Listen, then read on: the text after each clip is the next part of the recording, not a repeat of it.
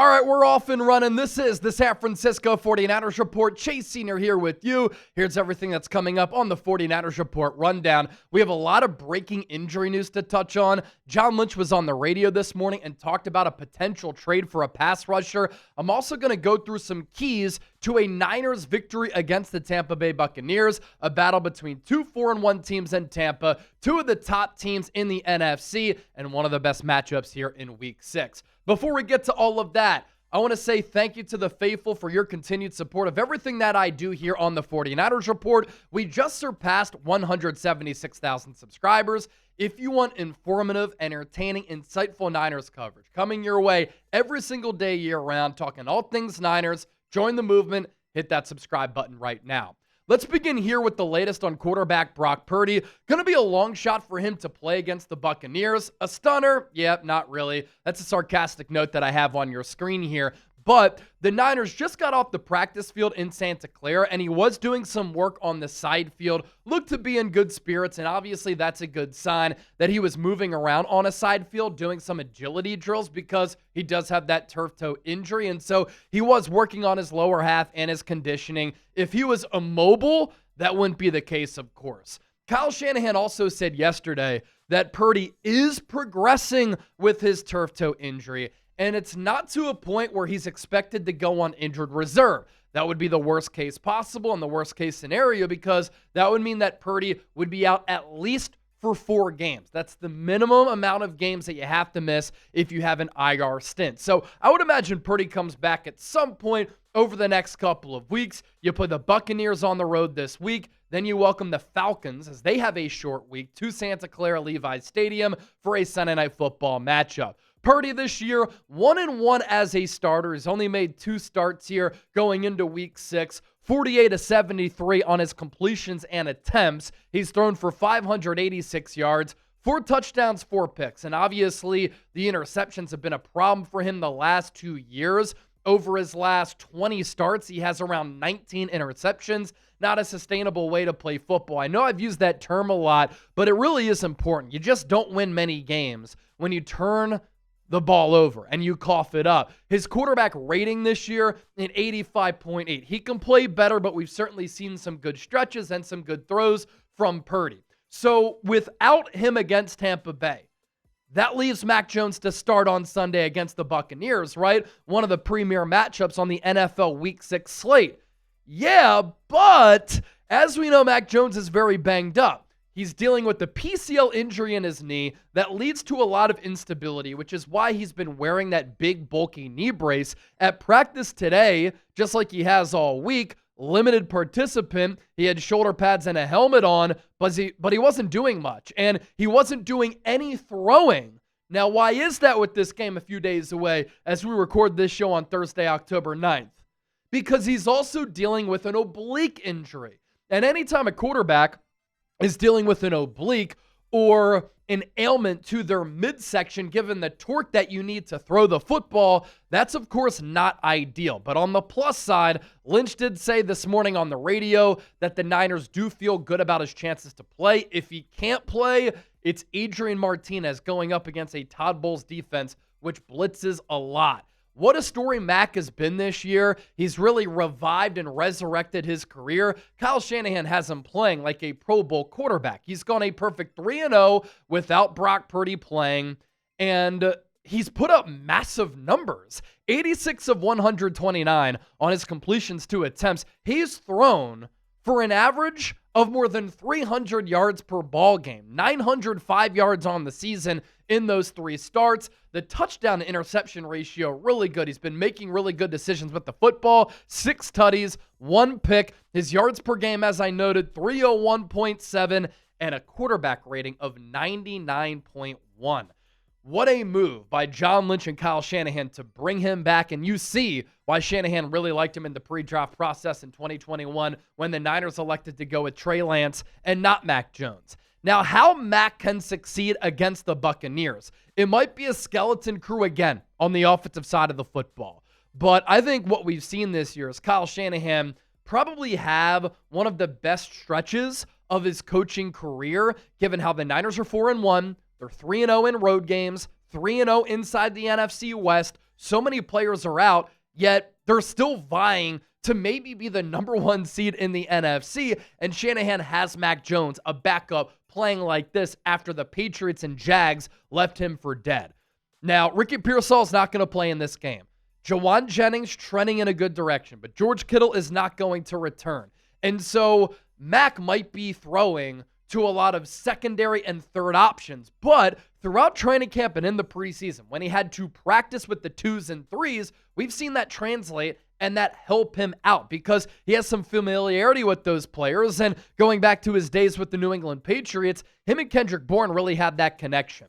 Todd Bowles, who calls the defensive plays as a head coach for the Buccaneers, blitzes a ton. They are top 5, top 6 in pressure and blitz rate this season, and so it's going to be paramount for San Francisco and Mac Jones to get rid of the ball quickly behind a bad offensive line to negate that pass rush. And it might be tough to run the football again for the Niners because the Buccaneers have one of the best rushing defenses in the NFL. They're giving up 3.8 yards per rush. That ranks 6th in the NFL.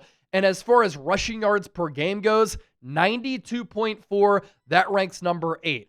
And this Niners rushing attack this year has been bad. Against the Rams, they averaged under 3 yards per carry, and Christian McCaffrey has hovered around 3 yards per carry all year. And it seems as though as soon as he gets the ball and is handed the rock, he's met immediately by defenders. And so the game plan that we saw against the Rams, who also have a really good defensive line and will up the pressure at times, I think should be the game plan against Tampa Bay. A lot of short throws, quick decisions, throws underneath, and by design, getting rid of the ball fast so that this Buccaneers blitz cannot get home. And against the Rams, I thought Mac and Shanahan were terrific against that Rams defense. As for George Kittle, he is not going to play against the Buccaneers. There was some hope that because his IR stint, the minimum of 4 games that he has to miss, is over, but that hamstring isn't ready for him to be ready for game action. He could practice next week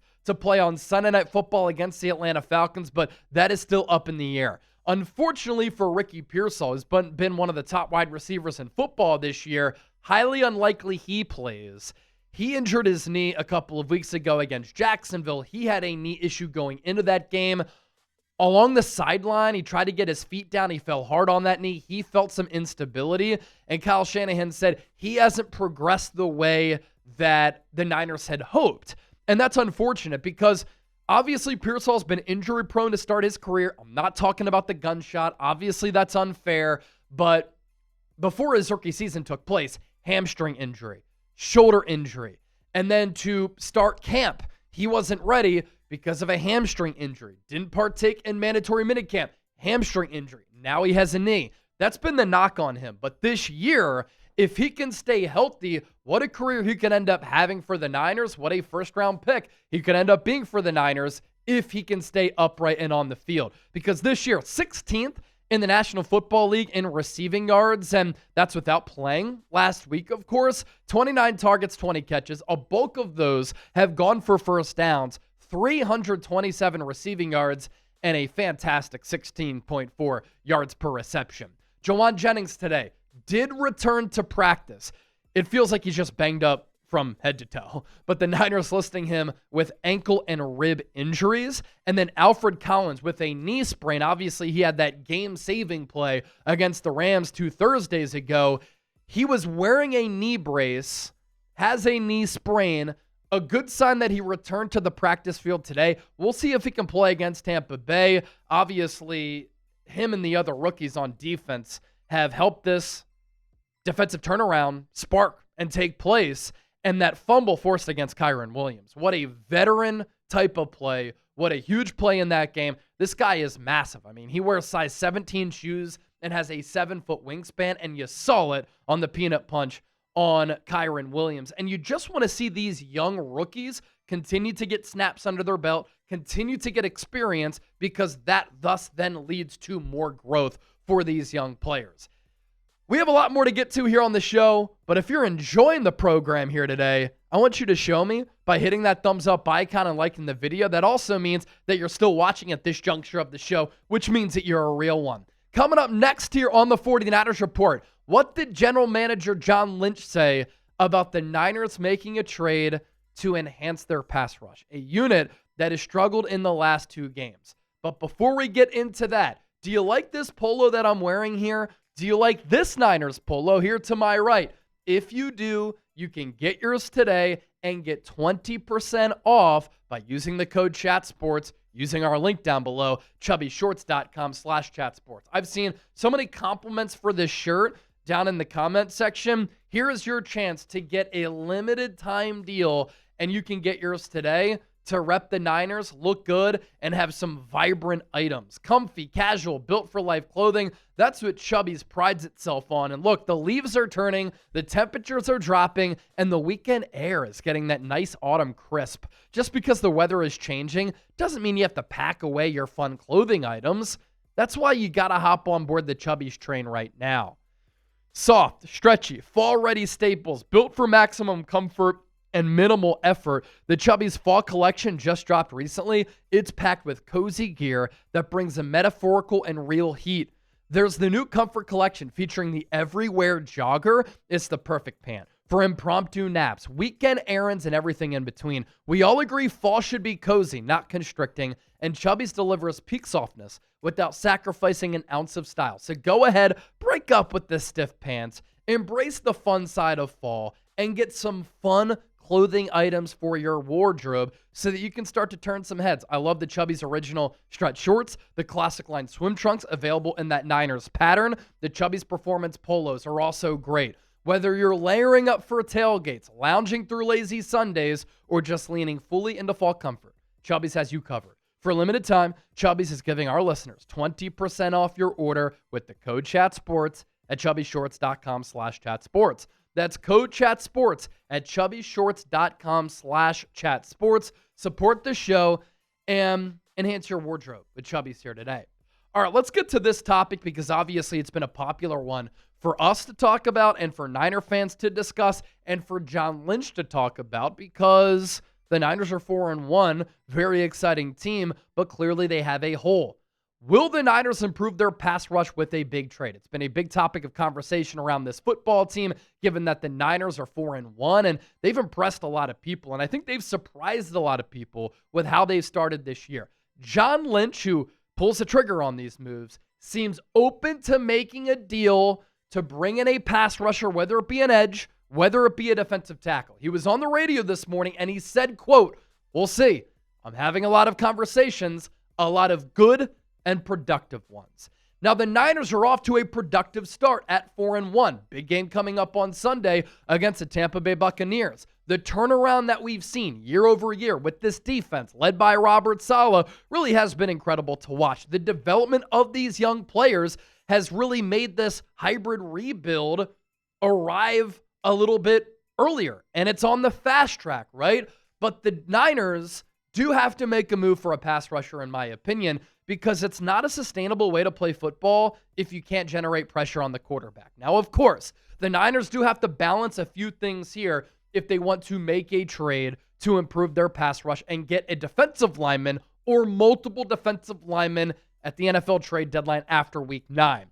The Niners here, and Kyle Shanahan talked about this on Wednesday, do not want to jeopardize and give up valuable draft picks for the future because they're still building for the future. They've just arrived a little bit earlier, and they're playing better as a defense sooner than a lot of people anticipated. The Niners also ate a bunch of dead money this year, and they're eating some dead money for the future as well.